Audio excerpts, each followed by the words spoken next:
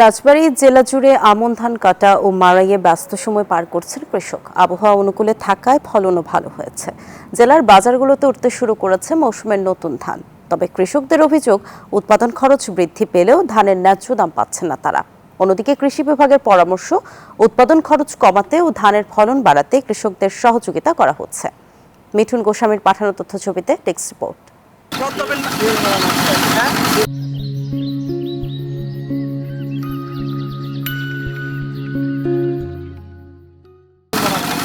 মাঠে মাঠে চলছে আমন ধান কাটার উৎসব, মাড়াইও চলছে পুরোদমে।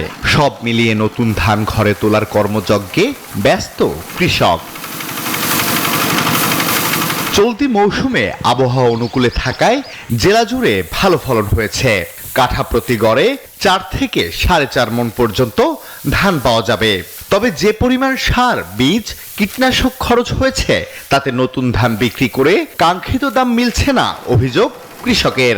ধানের দাম ভাই 1100 টাকা ধান, সারের দাম হচ্ছে 3500 3000 টাকা। 1200 টাকা মন ধান আর 1300 টাকা মন খরচ হয়ে গেছে। তাহলে কৃষক বাঁচবে কি করে? 800 টাকা 900 টাকা করে একটা জোন। এই জোন আমাদের ধান কাটে 1000 টাকা 1100 টাকা করে ধান বেশি আমাদের কোনো পড়তা পড়ে না। অন্যদিকে সরকারিভাবে ধান সংগ্রহ শুরু হলেও নানা জটিলতায় সরকারি গোলায় ধান বিক্রিতে আগ্রহ হারাচ্ছে কৃষক, বলছেন এই খাদ্য কর্মকর্তা। আমাদের যে সরকারি নিয়ম অনুযায়ী ধানের আর্দ্রতা হতে হবে হচ্ছে সর্বোচ্চ 14%। তো 14% ধান আনতে গেলে এখানে কিন্তু আসলে ধানটা একটু শুকনো মানের হতে হবে। কৃষি বিভাগ জানায়, কৃষকদের উন্নত জাতের বীজ সরবরাহ করা হচ্ছে।